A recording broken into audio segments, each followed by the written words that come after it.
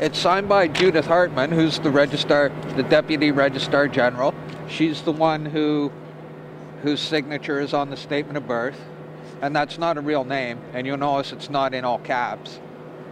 This was from '06. Now we're on a journey and we have to find stuff out as we go. Now the critical thing, what's relevant here is, to be clear, the Office of the Registrar General, they're the ones who maintain these records, the Office of the Registrar General, right here. To be clear, the Office of the Registrar General registers information about events. The ORG does not register people. This is an event. We're not talking about living souls. We're talking about events. When you register a corporation, that's an event. When you're registering a birth, that's something we're not talking about people. They don't register people. And this is on their letterhead. In the very last paragraph, she says, I have reviewed your letters and wish to advise you that neither the Ministry nor the Office of the Registrar General is responsible for any debts incurred by yourself, and we regret that we can be of no further help to you. Now this is, we're on the journey. We knew that the bond, that the security of the person, the bond, had value if you knew what to do with it and how to use it. Clearly at this point in '06, that was not discovered yet. But we were on the right track, and these people are not our enemies. They have no conflict with us. We're just lost and we don't know what's going on. And when you ask them questions, they'll give you honest answers. There's no hostility here. They're just telling you, be aware that they're not responsible for any debts incurred by yourself. Later on, it was discovered how to use the security to discharge debts. I've discovered 3 ways to discharge a debt. Now this is getting into the difference between the given name and the surname. The surname is pagan. All the surcharges are attached to that. When you use the surname, and it's revealed in scriptures here in Hebrews 7:21, the King James Version, by so much was Jesus made a surety of a better testament. Surety of a better testament, that's will. Jesus fulfilled the law or will of God.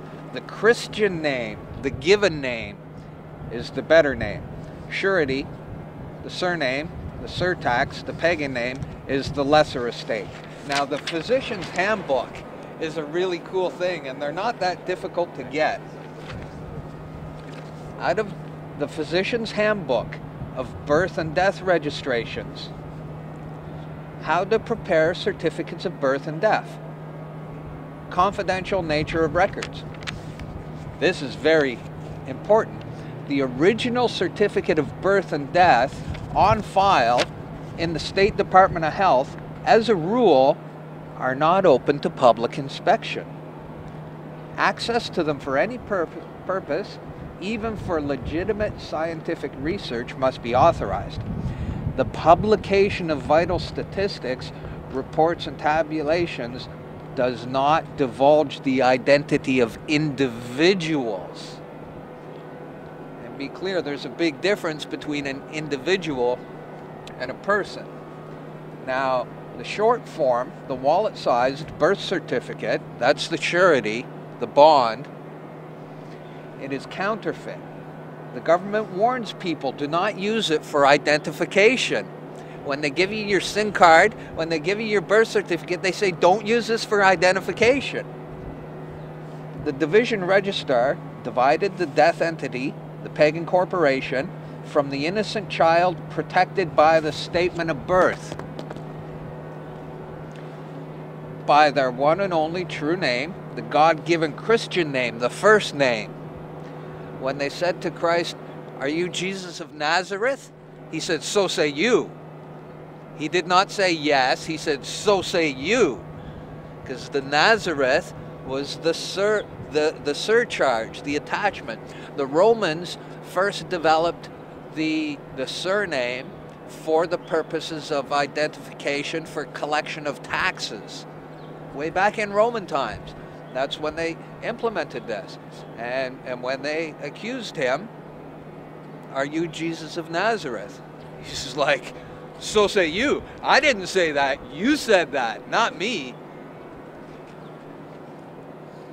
What were the 3 ways? Oh, 3 ways to discharge debt? Well, you can use, I just discovered recently the 96. That's interesting. Just go to YouTube. I think Robert Menard's YouTube channel is Mr. Mighty. If you just search in the YouTube search criteria, 96 is the fix. He explains how the statements that you receive have a built-in remedy, the remittance voucher. In the bottom left-hand corner, there's a 96, and if you know how to, actually, I have an example of it here. Okay, now we understand there is no money. There's only debt. All money is loaned into existence. That means that right away off the hop, it's a debt. All credit is created by your signature.